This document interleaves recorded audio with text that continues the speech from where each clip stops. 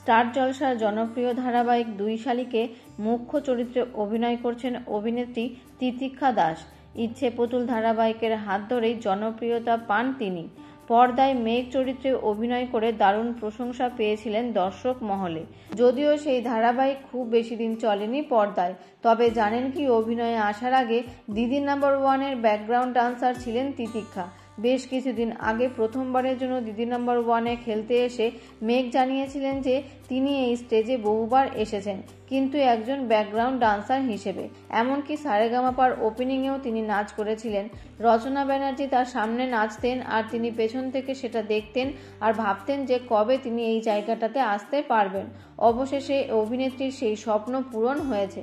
তো বন্ধুরা, এই অভিনেত্রীকে আপনাদের কেমন লাগে তা কমেন্ট করে জানাতে পারেন। ধন্যবাদ।